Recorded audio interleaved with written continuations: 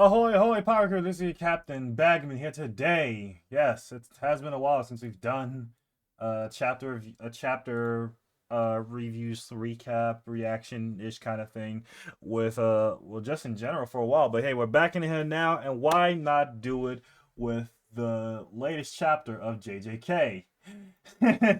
So, as you guys probably could tell from what's all the thumbnail and stuff like that, yeah, Miguel is fighting Sukuna, which is like, at first I was a little bit worried because I thought it was gonna be at first I was thinking it was gonna be a Kashimo, kind of like a kind of like a Kashimo situation, which thankfully it isn't, but I thought it was gonna be a Kashimo situation, and I thought it was gonna be a possible situation. I don't think he was gonna last the whole chapter. I thought it was gonna be like half a chapter and stuff like that, and then we're gonna move on to somebody else into the fight. But no, that was not the case at all. It was not the case at all. He puts up a pretty good fight. So at the beginning, first page, we get what's it called? We get Miguel and LaRue. So for those who don't know who LaRue is the guy with the big the tall like strong guy, muscles like that with the heart pasties on, like on covering his nipples and stuff like that, barefoot.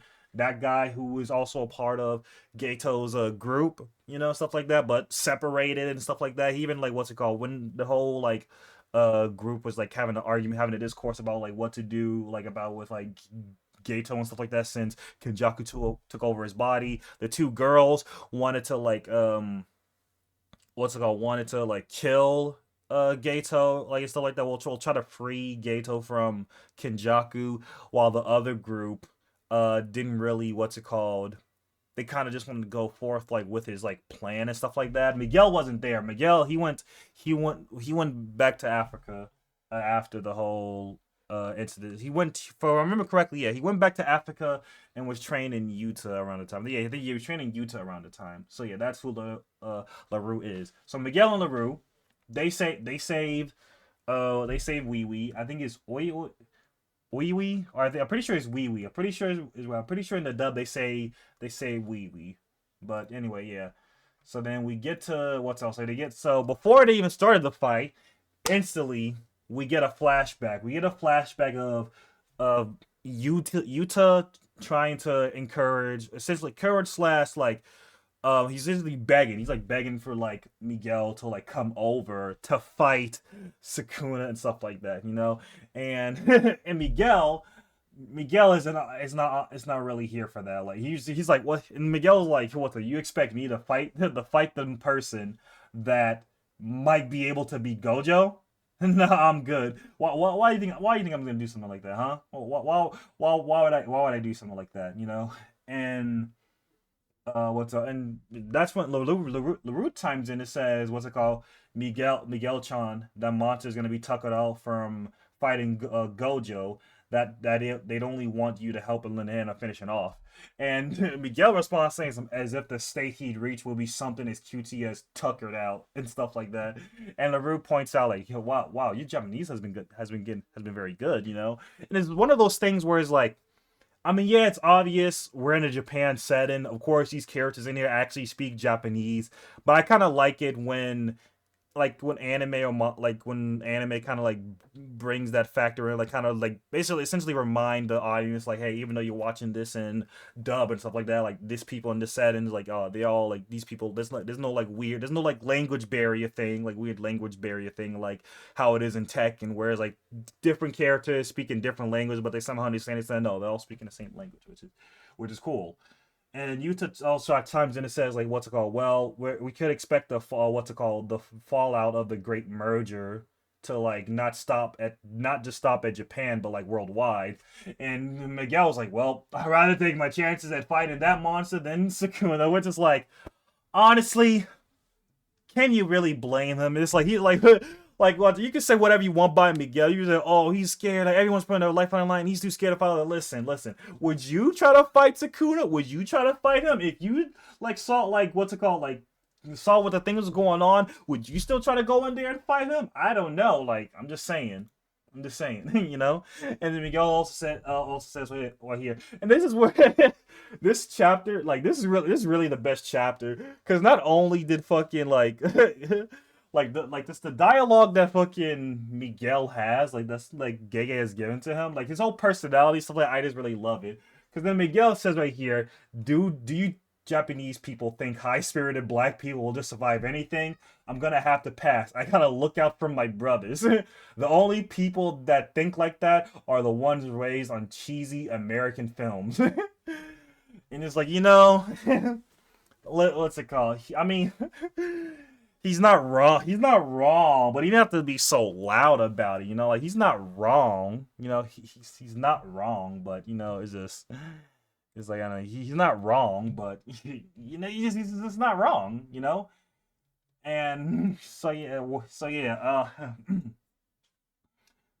then Miguel what to ask Laru, what's it called? Laru, what are you gonna do and stuff like that. And Laru says like he just wants to make he just wants to make Gato king and stuff like that. That's all he really cares about and stuff like that. And he also and Miguel agrees like yeah, that's all I really wanted to do. I followed along because it was Gato, and then he was babysitting. Uh, then he had to like train Yuta stuff like that because Gojo told him to. And after that, he was like, "Well, there you go. All my debts are paid. I don't have to do more and stuff like that." And Laura says like, "What's up? Well, we have to like what's it called? We have to at least what's it called? Try to fight. It's not more about what's it called? Because Gato, not Gato, sorry. Laru, what's all? Miguel thinks that Laru like thinks that like he should fight because to get revenge for what happened to Shibuya and stuff like that. And Laru responds saying, no, it's not about it's not about like us getting revenge. It's more about us mourning them together. The same way people would usually visit the grave, share a meal, then wave goodbye. We'll blast a requiem to the heavens by giving all our all in this fight. So, really cute, really nice thing he gave and stuff like that. Nice little cute thing. And then Miguel is just saying like like, surely you mean hell. Okay, he's like, listen, Gato, come on. Miguel's looking at Laura like, all right, listen, my nigga, let's be honest here. Gato, he was not no saint. Okay, let's not copy. He was not a saint.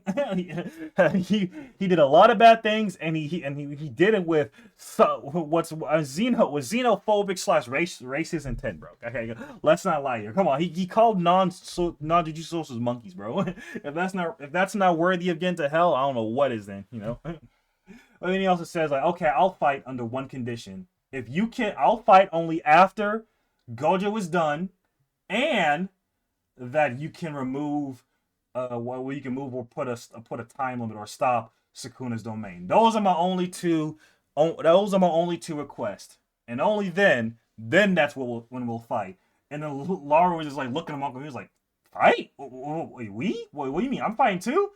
He's like, yeah, the more friends the better. It's like, yeah, you think I'm gonna fight by myself? You're funny. You think I'm gonna fight alone? This monster? Nah, you're fighting with me. You think you're gonna be getting away scot-free? No, we're jumping him together. And then we flash forward into the present. What's it called? They see that Sukuna's heart hasn't been healed, his domain has been sealed, and his reverse curse technique is weakened, and he's missing like what's it called? He's missing one of his left hand is missing, and his right arm is also kind of clipped. So they're feeling calm, they're feeling cocky, they go on, they feeling confident, they feeling cocky, like, okay, time to go into the fight. And this is when we start seeing what Laru's curse technique is. And his curse technique is heart catcher and stuff like that. Essentially what he does, he creates like big like versions of his hands and you use them to grab people and stuff like that. And that's really about it. He could use them to like grab himself or grab his other target and stuff like that. The hands is like bigger and stuff like that. The only downside is that he takes 1/10 of damage from whatever his hands receive. So let's say you completely destroy his hand. He only take 1/10 of that damage, so he'll like get a couple of like blood spots and stuff like that. If you like slash his hand, then yeah, it'll get slashed, which that's what happened with Laru. Sukuna slashed his hand and it like slashed his hand and Lauru took some damage for it, but again, it's not really a lot. It only took 1/10, but it's gonna hurt a little. Then Miguel comes in and he just starts weaving. He starts bobbing and weaving. He is doing capoeira moves. He is dancing Sukuna's fucking slash. He's like literally he's dodging Sukuna's slash, but doing it the softest way possible. He's like dance. He's going weave, weave, woo, woo, woo, woo, and stuff like that. He's just saucing on him. He's just saucing on him and stuff like that.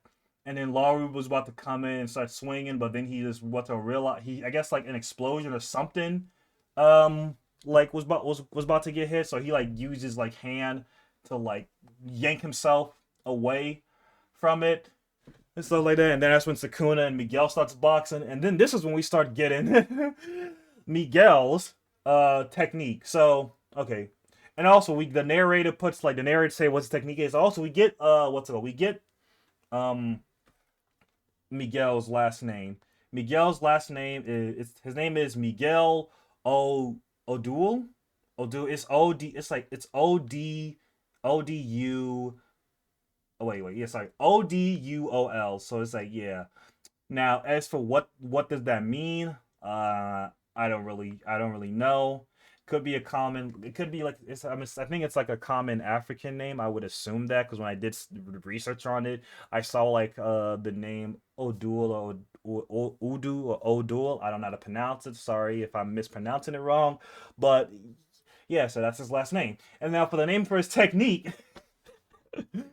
you're gonna hear the name of his technique, and you're not gonna believe, and you're gonna probably either laugh or think, okay, gay, okay, that's about it. Listen, the name of his curse technique is called Hakuna Lana.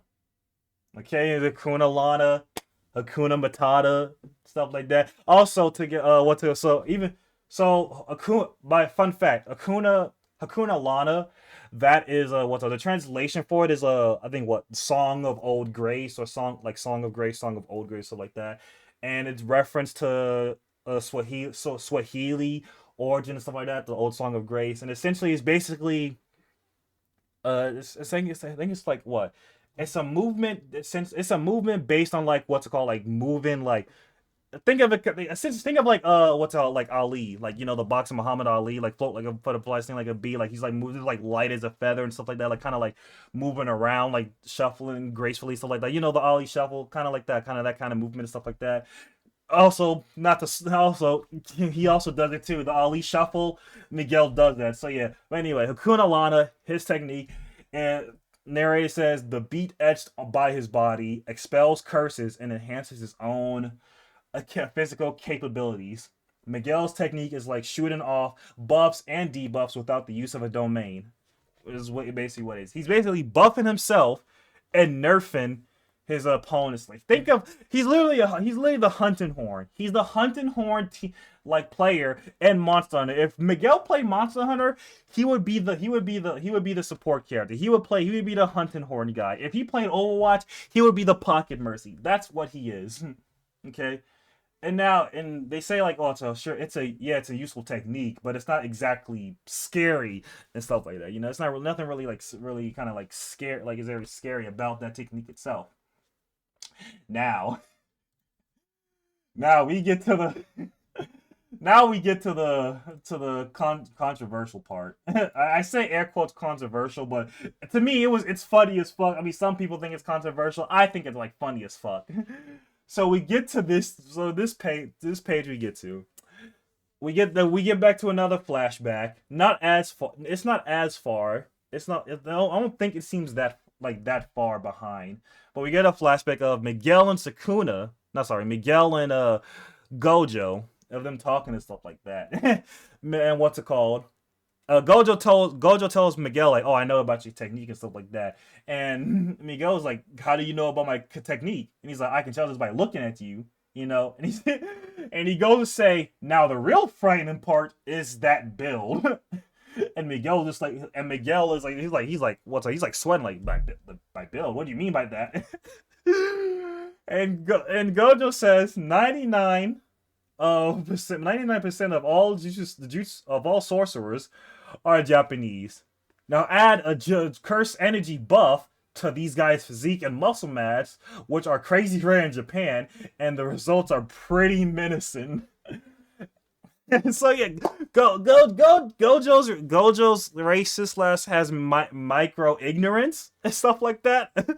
And you know, when people was like, when the leaks were going on and like this came about and people was like, oh wow, Gege really hates Gojo, so like, he's really putting his like name through the mud and stuff like that. He's like really making Gege, like trying to make Gojo a flawed character.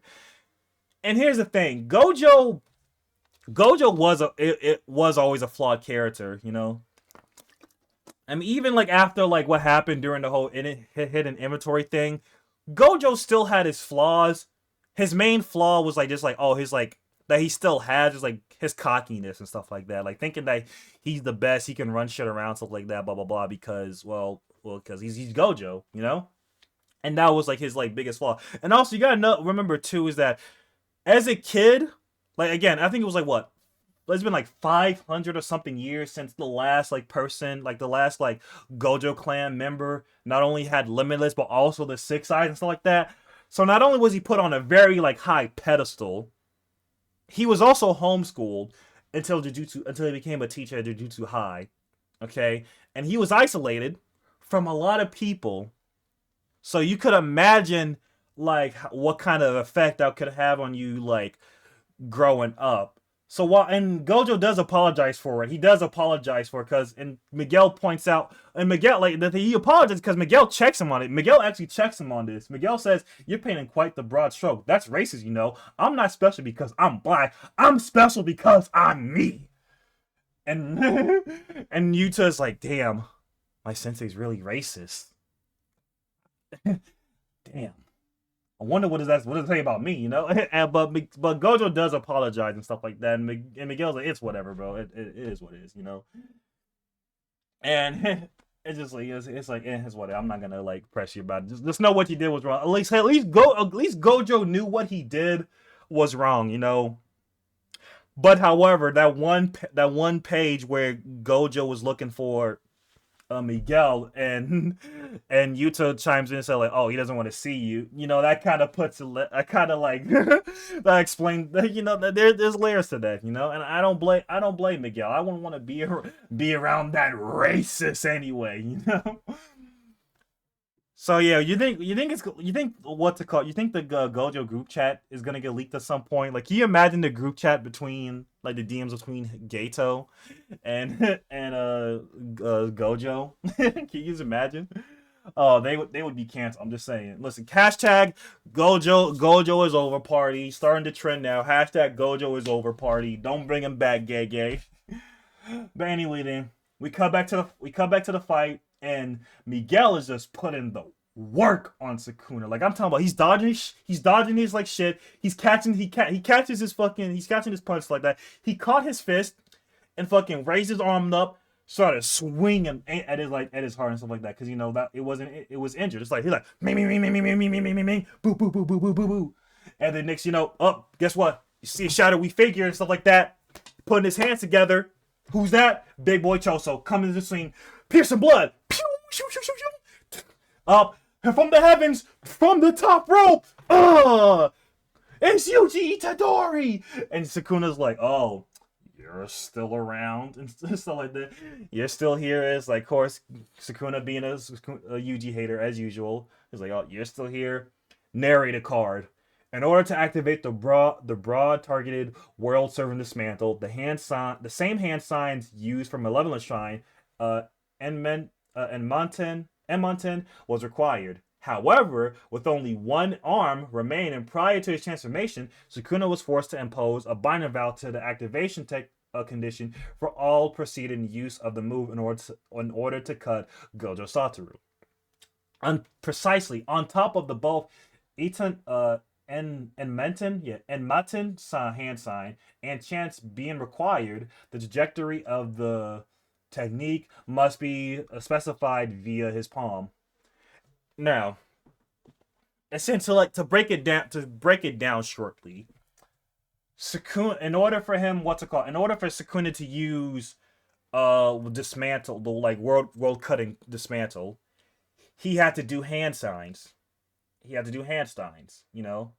But because, however, what's it called? Because he only had one like arm remaining before like before his transformation, he was forced to like create a binding vow, which means not only did he have to do hand signs, but he also had to do chants, and he has to control like where his slash is going using his palm.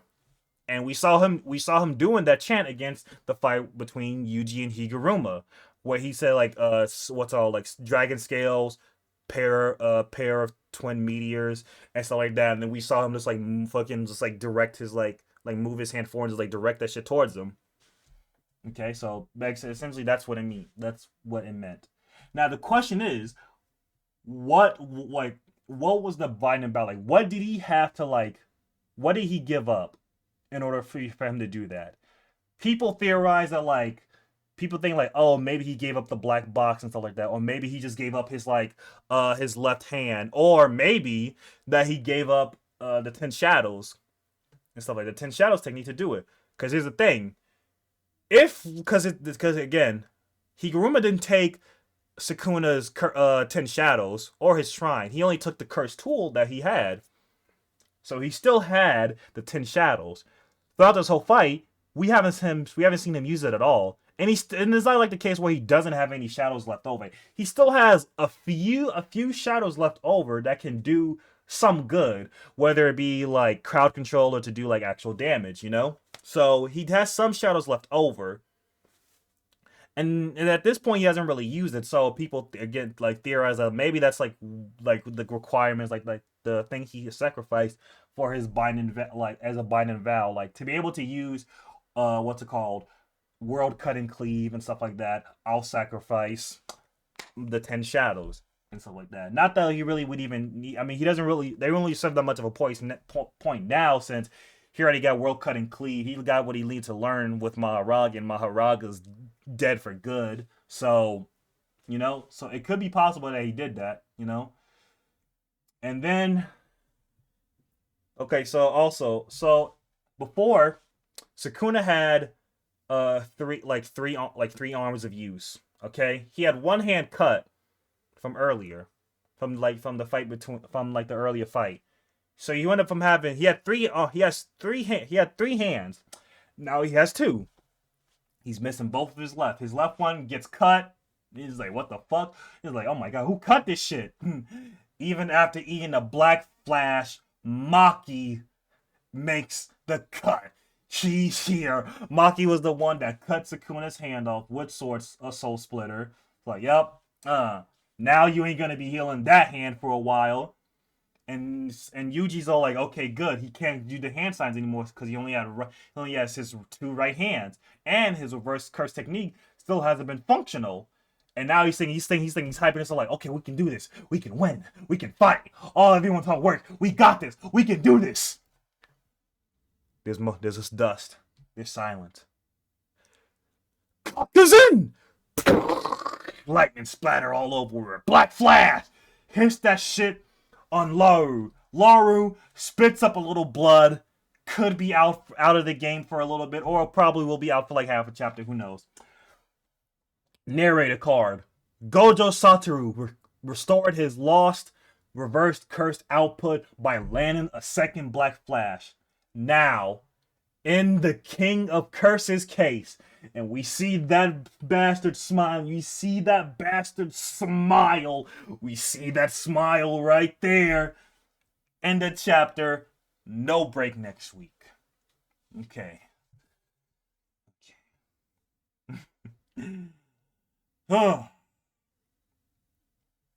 Now, and also at the bottom we get like we got the chapter notes, and there's like 3 chapter notes. The first one is about Enmaten. I'm pretty sure Enmaten. I'm pretty sure that's it. Enmaten, and it says here the transliteration of Yama, a figure in Indian mythology representing the name of the first man to die and successfully regarded as the king and the judge of death. In historic Buddhism, there are also one of the guards of the 8th direction, precisely the southmost. it might also be a reference to the third of the six heavens of the Zaya and Buddhist cosmology. Hold on. It may also be a reference to Buddhism cosmology, where the diva enjoyed the satisfaction of of all five human senses. I mean, you're probably better off doing the research about Buddhist cosmetology yourself, because I know some of it, but not enough to give you like a whole history lesson about it. It's very interesting. I recommend you do research on it. What's it called? I know most people kind of turn and scoff at the thought of religion and stuff like that, but there's a lot of interesting things um when it comes to religion, especially the history of it and how much it could apply. You don't need to practice or follow any of this, but it's always nice to do research to know what it is. Another chapter note was about Hakuna Lana, and it says here from the Swahili language can be translated as directly without curses, referenced as the Song of Grace or Song of Old Grace. It's referenced the ritualistic dance of the Maasai warriors, used by young warriors to show their ability to make quick motions, jumps in this as a display of grace and dexterity while employing movements considered useful for hunting and fighting. So so essentially it's like a warrior dance thing where they're demonstrating how quick and fast that they can move, and also how strong they are, and they use these movements. And when it comes to hunting prey, hunting big animals, or even fighting in battles and wars and stuff like that. And lastly is heart catch. Now the literal translation for heart catch is grasping the body and soul. To note, this would only be this would be only the technique name, and in no way the name and convention speaking of the possibilities of this technique. So meaning that what's it called? Laru isn't grasping people, he isn't touching your soul. He's touching your body, but he's not grasping your soul when he hits you with a big hand. At least that's what we know of at this point. That's what we know of at this point. We're not really sure, but that's what we know. We don't know if he's really touching the soul when he will touch you with the big hand. I mean, he could be. It's possible that he could be. It's very much possible that he could be, but he's probably not. And so yeah, that's the end of the chapter. Again, no break next week, so yeah. Let me know in the comment section below. What did you guys think of Akuma? Not Akuma. Sorry, I was just thinking about just Street Fighter in the back of my head. I don't know. It's listen, the way how fucking menacing Sukuna is, he might as well be he might as well be Akuma. He's the Akuma of the JJK world. Ooh, hold on. That would be an interesting video. That would be interesting video, doing a comparison, who in the JJK world, who is their Street Fighter, who is their Street Fighter main, who would they manage Street Fighter? I might make that a video. Who knows? Let me know in the comment section below if you want to see that video. Who Jujutsu characters and their Street Fighter mains. Let's do it. I'll be down for it. But yeah. Let me know how you think of this chapter. What did you Did you think Miguel was gonna last a whole chapter? Did Miguel end up becoming one of your favorite characters? I know he became my favorite character. For me, Miguel, he went from being one of those characters oh, okay, he could have easily just been a one-off character we've never seen before. But the fact that Gege brought him back and they showed this side of him, it's oh yeah, I love it. I love it here. I love it so much. I love Miguel. I hope to see more of him. Gege, please don't kill him. Please, I'm begging you. And hashtag Gojo is over.